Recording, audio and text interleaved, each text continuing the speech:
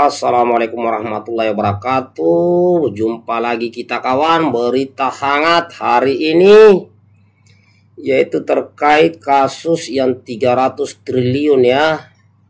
Jadi di sini Pak Prabowo mengibaratkan hukuman ringan Harvey Muiz seperti pencuri ayam, bisa melemahkan rasa keadilan. Jadi Pak Prabowo ini ya, jadi Presiden Indonesia Prabowo Subianto menekankan hukuman ringan yang diberikan hakim kepada koruptor. Salah satunya pengusaha Harvey Muiz hanya dipenjara 6,5 tahun karena kasus korupsi PT Timah. Presiden Prabowo mengaku terkejut dengan hukuman ringan yang dijatuhkan Harvey. Apalagi korupsi yang dilakukan Harvey merugikan negara 300 triliun rupiah. Hal itu diungkapkan Pak Prabowo saat menghadiri Konferensi Perencanaan Pembangunan Nasional atau Musrenbangnas dalam rangka pelaksanaan RPJMN 2025-2029 di Gedung Bappenas Senin 30 Desember 2024 Jakarta Pusat. Rakyat kita bukan orang yang selalu berbohong. Ternyata kerugiannya ratusan triliun. Begitulah putusannya, kata Prabowo. Presiden Prabowo kemudian membandingkan hukuman yang diterima Harvey Muiz dengan terdakwa pencuri ayam. Menurut Prabowo, putusan terhadap Harvey Muiz telah merusak rasa keadilan masyarakat. Ini bisa melemahkan rasa keadilan. Bagi yang mencuri ayam akan dihukum dengan pemukulan berat, ujarnya. Sebelumnya diberitakan bahwa terdakwa Harvey Muiz divonis 6 tahun. 6 tahun 6 bulan penjara atas kasus korupsi PT Timah yang merugikan negara hingga 300 triliun rupiah.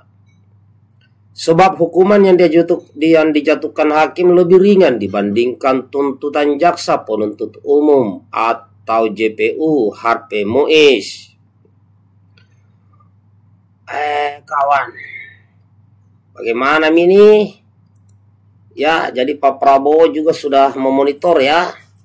Di sisi lain ada beritanya bahwa Pak Prabowo kalau bisa ya Pak Prabowo minta itu dihukum. Jadi Pak Prabowo menyindir hakim ya yang vonis ringan koruptor ya, kalau bisa vonisnya 50 tahun ya, begitulah Pak Prabowo ya. Nah, Presiden Prabowo menilai vonis yang telah diputuskan hakim sangatlah tidak adil.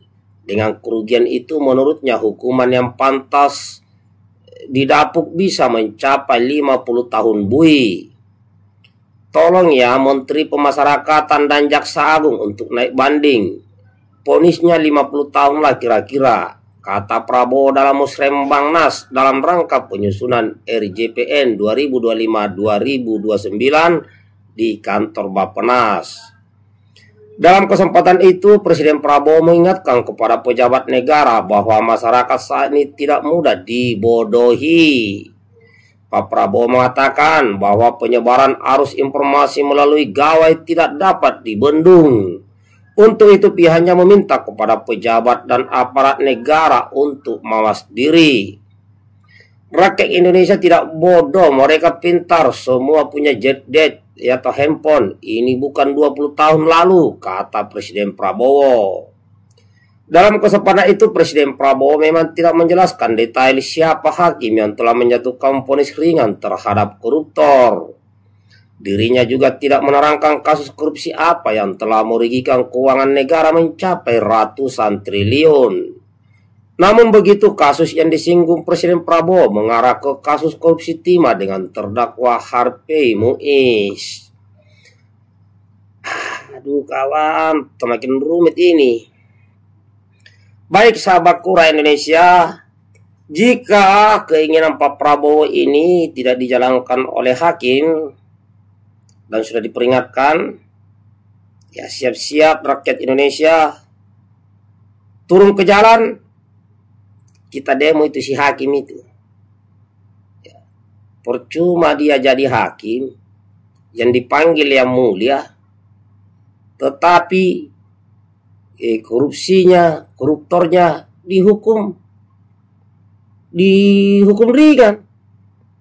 Ini Presiden Prabowo saja minta kalau bisa 50 tahun penjara. Lah ini hakimnya ini main-main. Ya. Ini kalau tidak ada perubahan, hakim ini tidak merubah. Hei, siap-siap sahabat rakyat Indonesia, kita turun ke jalan menuntut hakim itu mundur. Kita tuntut kalau memang ini tidak sesuai aturan. Masa korupsinya begitu? 300 triliun. 6,5 tahun. Kerugian negara nih bos. Jangan main-main. Ya kan? Pokoknya kalau misalnya ada perintah Presiden Prabowo yang tidak dilaksanakan oleh pejabat negara yang gajinya dari rakyat, yang gajinya dari pajak rakyat, siap-siap kita rakyat Indonesia turun ke demo, kita yang turunkan pejabat-pejabat itu.